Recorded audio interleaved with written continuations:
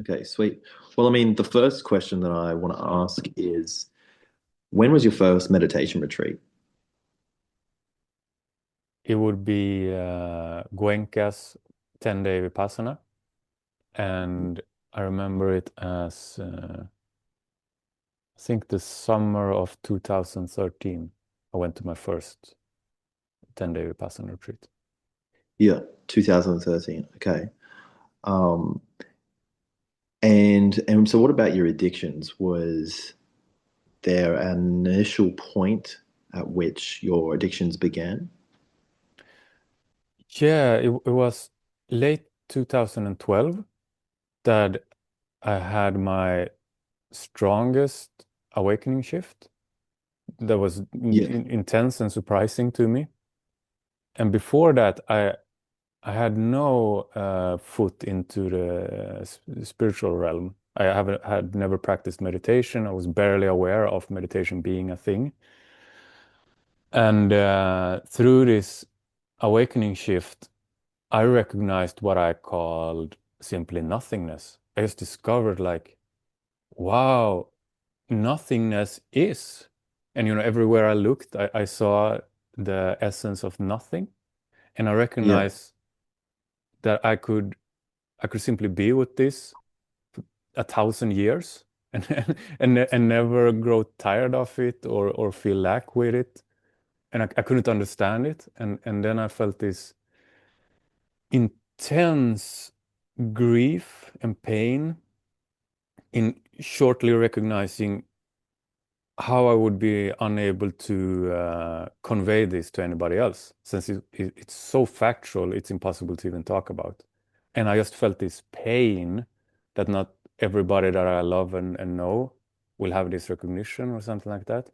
But it yeah, was so early on, it was so innocent. I didn't have any gurus, I didn't have anything of the spiritual paradigm with me. As I said, I'd never practiced meditation, barely knew what it was.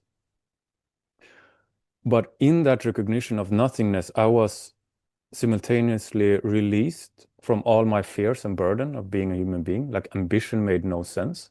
I was mm, so ambitious studying at the university and wanting to change the world and uh, doctorate and be a professor and yeah, really be of service to society and people. And all of a sudden, I just didn't care. I didn't yeah, mind. Like I just saw this present moment. And what just came to me was, oh, I don't want to do all the things that I've been burdening myself with. And what I wanted to do was right. And I wanted to drink. Like, yes, I actually started drinking when I was 13. It started with moonshine, drinking and I couldn't control my drinking at all as a teenager. As soon as I started drinking, I would drink to blackout, to puking, to and recognizing that and not wanting to do that. In my early adulthood, I began with weightlifting and I became very disciplined and focused in training and in my ambitions. Um, so that put alcohol at a distance. You know, uh, in the back of my head, I recognized what a danger alcohol was. But I had this willpower to have it away from me because of the weightlifting, because of that dedication. I just stayed out of alcohol altogether for a couple of years. So what happened now with that awakening shift and me basically not caring about anything and not seeing, you know, uh, any, I lost sense of responsibility also.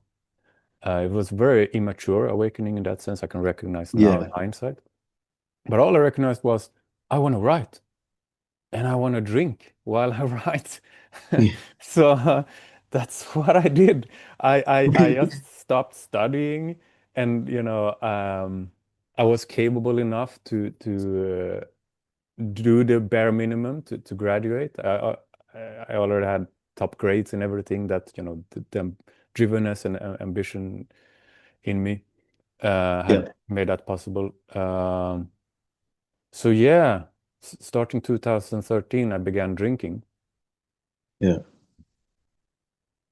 So you had 2013, and then you had your Vipassana retreat, your first Vipassana retreat in 20. Yeah, 2013, the summer 2013. So what happened was, end of 2012, this shift got me started drinking, writing, Oh yeah, and I discovered meditation actually to through my ex took me to a meditation, and I did for the first time a body scan, and I was amazed, mind blown that I could, through awareness, feel my toes and all the parts of my body, and during the winter and spring of 2013, I, gu- I guess I remember it as beginning to discover them all, like first Eckhart Tolle and Adyashanti, and Shinzen Young became a strong influence. So I found his channel on YouTube and I watched every video to learn his noting technique. yeah, And since I learned from him that this is called Vipassana, I guess maybe I did a Google search and I found, whoa, there's a center here in Sweden yeah, that offers these 10-day retreats for free, yeah, and I just jumped on it.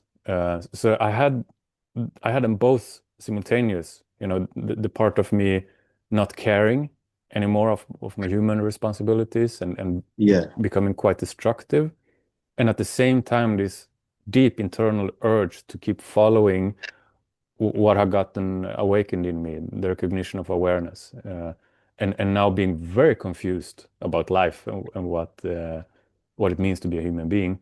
Um, I, I sort of gravitated to the gurus, the meditation teachers, wanting to learn yeah, more about my experience and who I am. yeah. And that's interesting that you talk about that there was some confusion around that time. In your experience at that time, was there an awareness of that confusion?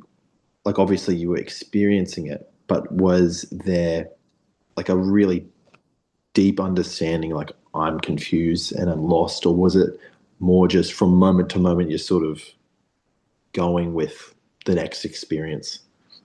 No, it was a full-on recognition of my confusion, a gap, Mm, and yeah, what I could not grasp at all was, how can I be this awareness that I define as nothing at all, no attributes, yeah, which leads me to being life, and life being me.